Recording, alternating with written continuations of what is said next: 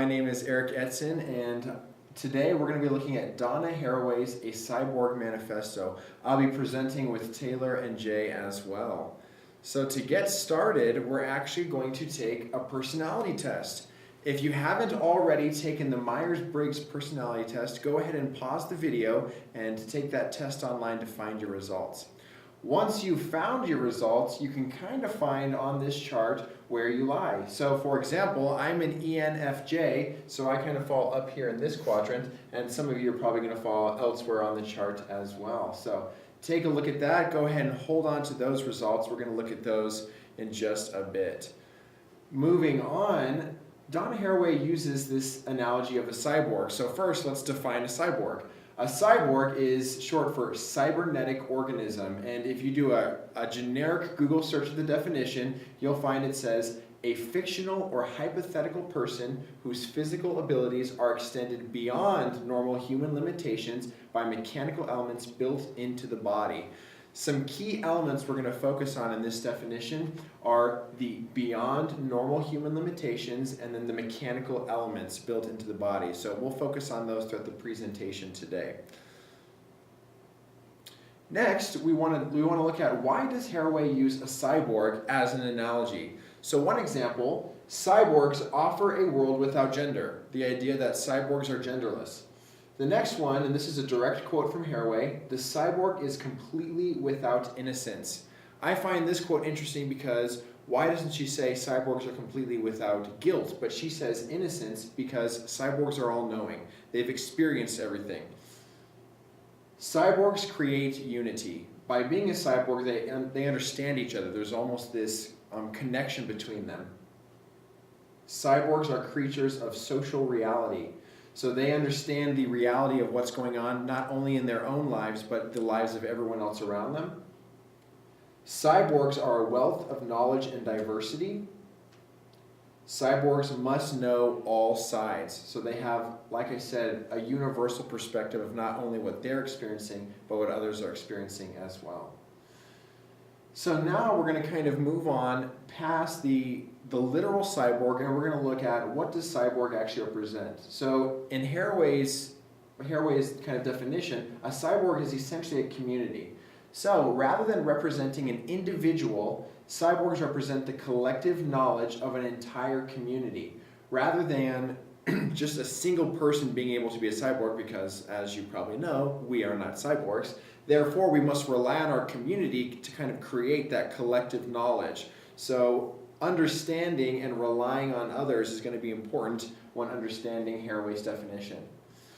People must acknowledge that their perspective is only one part of the combined understanding. Even if we look at our little picture here, you can see one person. If we missed one person here, the chain would be incomplete. So we need everybody to complete the chain, to complete our community, and therefore to complete the understanding and knowledge of our cyborg. So unique contributions complete the awareness. It's the idea that every single person, though they do kind of add and create the community, they're going to have their own unique perspectives, which without those perspectives, we cannot clearly have the cyborg's interpretation and understanding of what's going on. The next thing I want to do is we want to come back to our personality test. So we're going to go back to our Myers-Briggs chart here, and we're going to look at this. Based off of where you think you lie, you're going to see that we need all of these to essentially create a community, to create a team. So on here, there's 16 different possibilities for results. And it's the idea that each of these results leads to a team. Let's say you're working in a group, or you're working in a community, a team, anything. We need all of these to create the best possible outcome. And it's the idea that mine alone, so I'm a teacher, is what it says up here, ENFJ. Mine alone is not enough to kind of create the best possible outcome. I need to consider the perspectives of every single quadrant here in order to understand that. So now here's another major point in what Donna Haraway was saying. She's trying to redefine feminism. Her first, or one of her most important ideas, is that feminism needs to include and not exclude. Some of the older definitions of feminism might say, in order to be a feminist, you must fit this exact criteria. What Haraway is saying is that anyone can be a feminist, and the idea is that if you really kind of open this up, then you get all these different perspectives which kind of lead into this new feminist theory. Part of this is creating a common dream for feminists. So the idea of a common dream is that there were different feminists that all had their idea of what feminism might be, and what Haraway was saying is if we create this kind of collective understanding, then we can now unite all the feminists to one strong idea, one strong movement. And so that's one thing Haraway's saying with her cyborg analogy. Here's a direct quote. Liberation can only be achieved by working to end both the economic and cultural sources of women's oppression. So that's the idea. We want to focus on liberation, right? And then the idea of working together, and it's the idea of both economic and cultural, okay? So it's not just the idea of socially how do we interact with each other, but also economics. This goes back to some things like the wage gap and along those lines. Now, since this was written, though Haraway did kind of have feminism as her main talking point, a lot of people have then been looking at, what are some of the applications of this beyond feminism? So again, here's a direct quote. Liberation rests on the construction of the consciousness, the imaginative apprehension of oppression, and so of possibility. So now what scholars are arguing is that this does not just apply to feminism, but the idea that any type of oppression, if you can really unite a community and we can really learn from each person's perspective, then we have a greater understanding of what exactly the other person's trying to say and a greater understanding of kind of universal themes and how that all ties in. So that's going to be your big point there. Now I would like to introduce Jay, who's going to talk to you about cyborgs. Hi, my name is Jay. Let's talk about the cyborg. What is cyborg?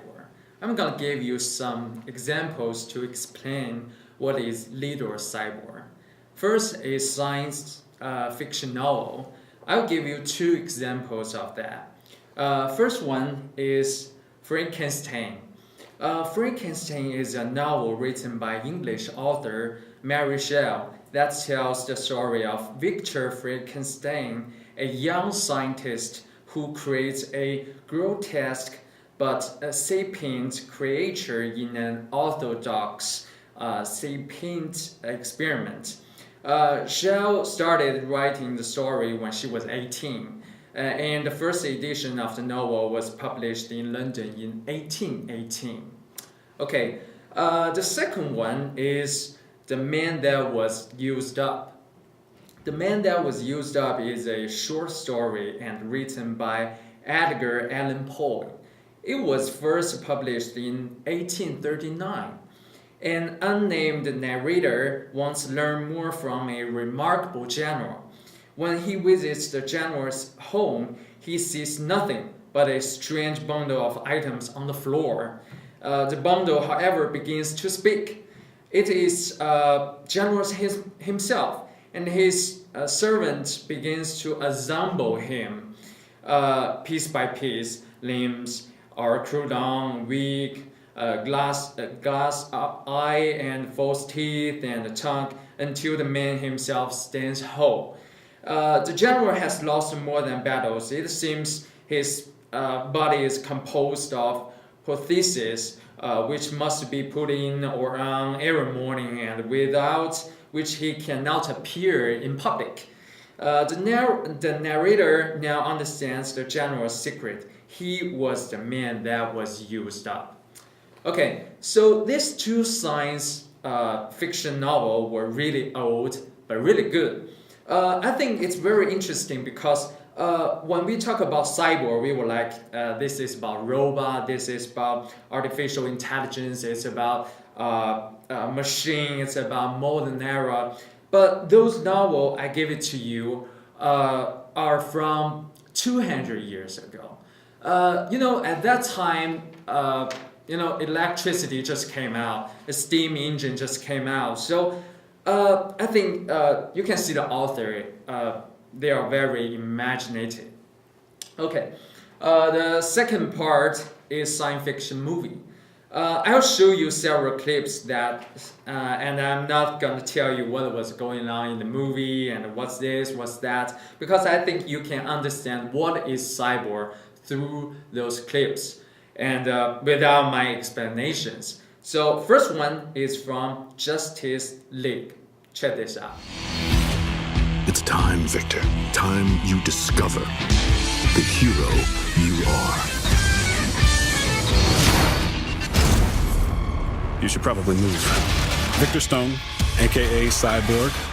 He's a college athlete, a quarterback for Gotham City. Was in an accident and was severely injured. To save his life, his father merged his body with advanced alien technology. Half man, half machine, but he's all superhero. Cyborg is totally unique. I've been doing some tracking. What you're looking for is sticking to the dead zones. No one else can do what you do. You can find them. He's a technopath. He's able to interface with any form of technology. Relax, Alfred. I'll take it from here. Do I know you? He can transform his body into different weapons. We're gonna bring in the big guns. Those are very big guns. Cyborg is the perfect combination of the power of technology and the strength of the human heart. We need you, Victor. And maybe you need us. He's ready. And second one is Matrix.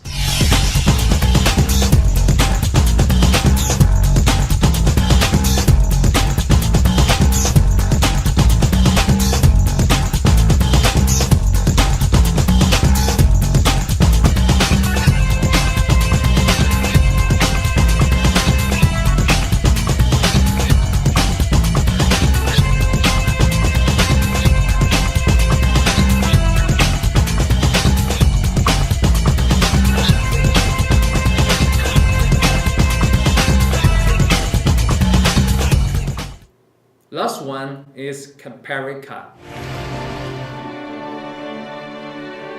This is a cybernetic life form. It's still a machine. It's artificial skin, eyes, hair, dead. makeup. Yes, but these are surface details. That's what we always tell our children, isn't it? What matters is on the inside.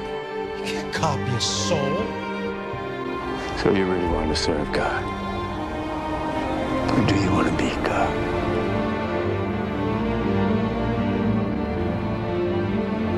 Our daughters, they're gone. You know this. Yes, but what if they could come back? But you've only seen the beginning.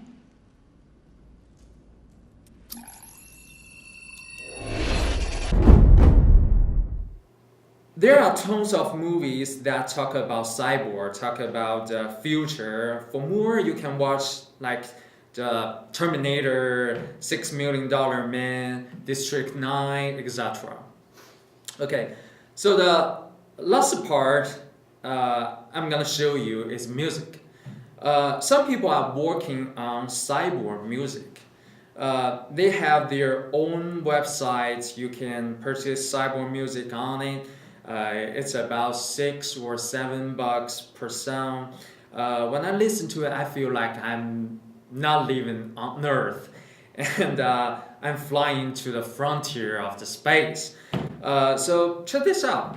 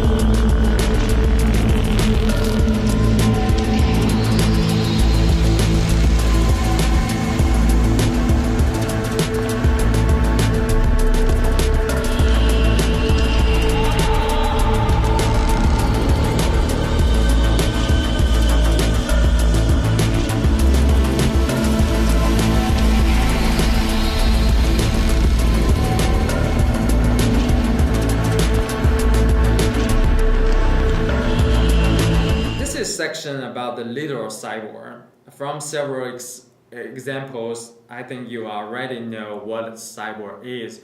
So my partner Taylor gonna show you what is a cyborg musician. She's gonna talk about cyborg musician. All right. So today we're going to talk about the idea of a cyborg musician, a dream of a common language for musicians. So cyborg musician is a musician that transcends genre boundaries and understands music in broader terms than Western art music discourse allows. We're going to return to this idea of a cyborg musician and talk more about what a cyborg musician actually is.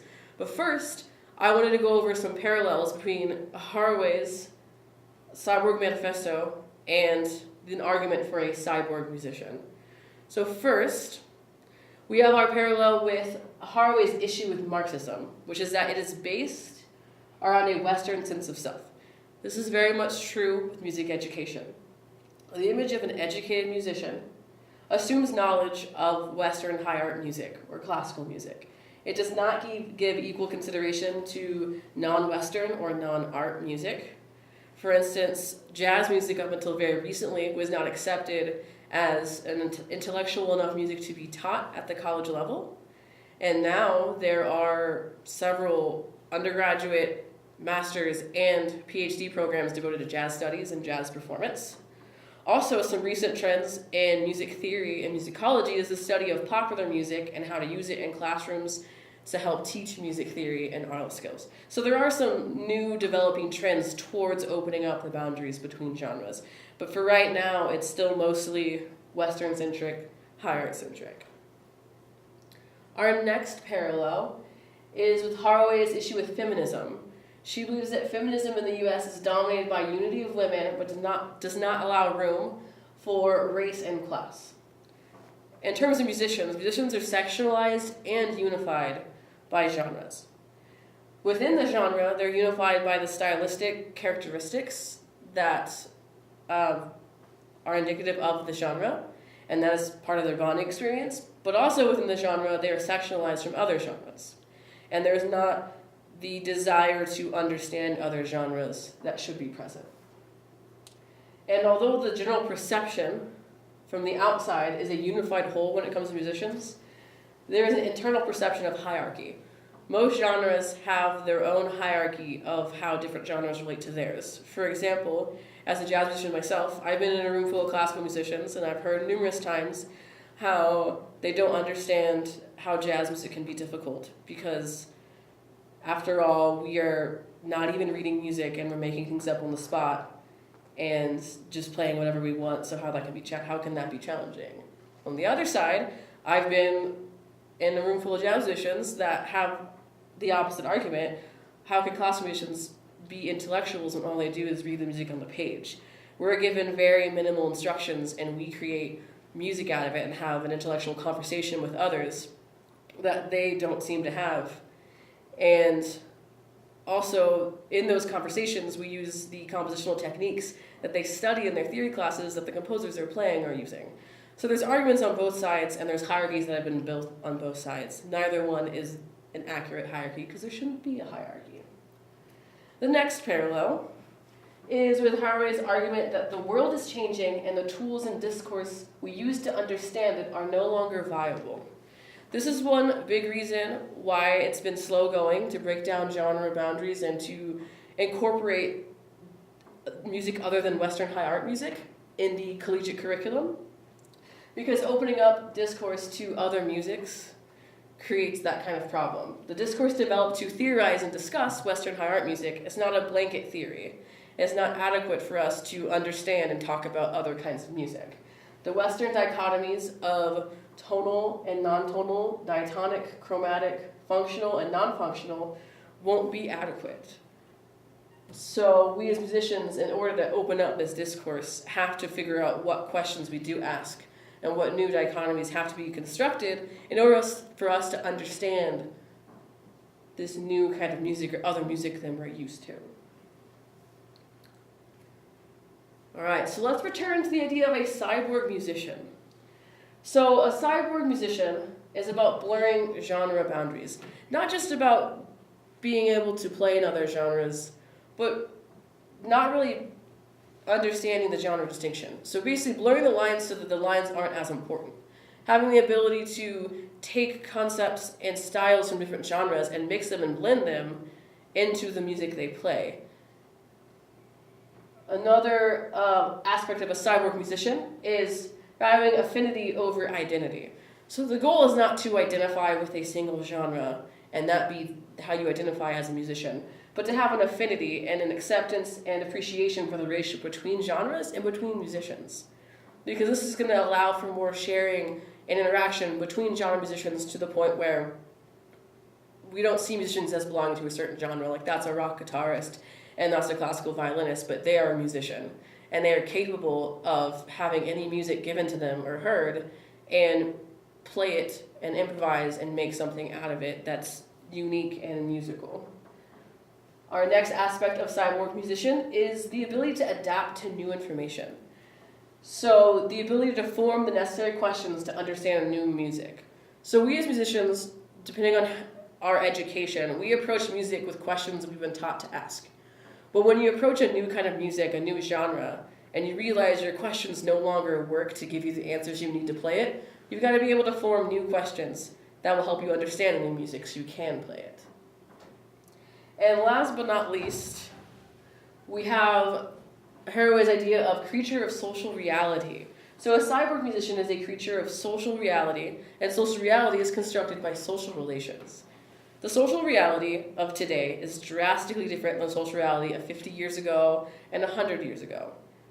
And the social reality in the future can be different according to how we act now. Will be different, invariably. But we have a choice today on how we can affect social reality of later. So we can make the choice now to be more flexible, to learn more about other genres, to allow blurring of the lines and mixing of styles and characteristics of different genres, so that in the future, it's not such a strange idea to have a cyborg musician. All right. So, our cyborg, we're going to go back to Eric for a summarization of Haraway's argument of Cyborg Manifesto. All right, so to summarize our lecture today, we started with talking about Donna Haraway's Cyborg Manifesto, and we highlighted some of her important points in her article.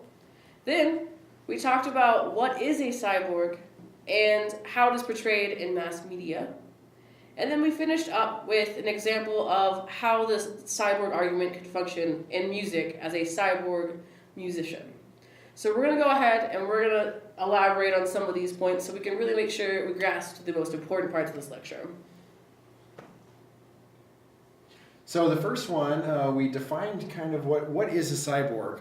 And based off of Jay's lecture as well, you got a good idea of cyborg kind of in multimedia and how cyborg is used as an example and some of the different things that a cyborg can do and why Haraway might use cyborg as an example for her analogy. The next thing we talked about was the cyborg analogy itself and about how a good reason why she used the cyborg as an analogy is because we have seen it so many times in mass media. It's a tangible example of something we can emulate and understand because a lot of us have been exposed to it through movies and music videos. Yeah, then the cyborg in equals community. The idea that a cyborg is kind of unobtainable for a single person. So the idea that as a community, we can kind of then exemplify what Haraway is saying a cyborg can be for us. So kind of all those different ideas that Haraway talks about in her article. Yes, and a big part of cyborg being community goes back to what I talked about in the music section of affinity versus identity. One thing that sectionalizes a community is too much weight placed on identity. When people start identifying themselves in smaller groups and use that identity as their whole worth or identity as themselves, it makes it harder to come together as a whole community. So in this cyborg community, we're really pushing towards an affinity, a respect for everyone and their differences, and how that makes us a stronger community and does not separate us. And then one of those examples, and actually the primary example, is of course how that applies to feminism.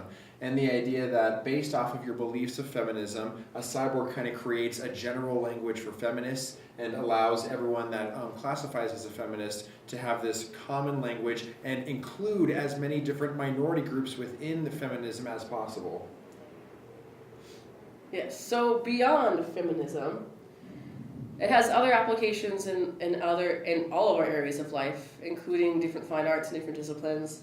In music-specific example I gave, you can replace cyborg and feminism with cyborg and musicianship, and how the use of a cyborg, it allows us to step away from these things we've tied so closely into our identity and step back and see them for what they are. They're external things, and we can develop an understanding and appreciation for others and not hold so tightly to our identities so that we're more flexible and we can operate in more than one way.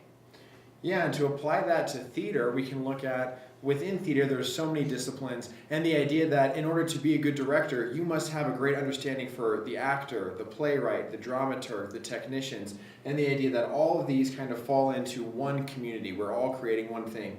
On a more theoretical sense in theater, we can kind of see a lot of this influence within some of the writing that exists within theater. The idea of giving voice to the minority group in an effort to kind of educate the community in a way that allows them to get closer to this idea of being a cyborg that Haraway talks about.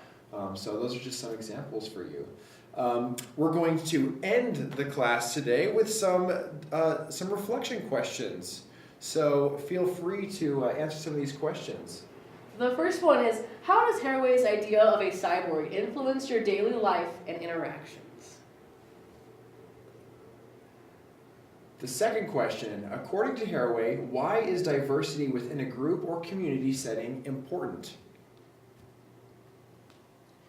The third question is, are there any concerns that arise when you imagine people striving to be like cyborgs? And our final question, are there any other aspects of the science fiction cyborg that haven't been discussed today that help support Haraway's cyborg model? So we hope these questions stick with you guys, and we would like for you to post your answers to them in our discussion board that we have going, so you can get a feel for what other people feel in the class and really start a discussion about this article and about how the answers to these questions may change how you approach life going forward and your studies going forward. Thanks for tuning in. Thanks.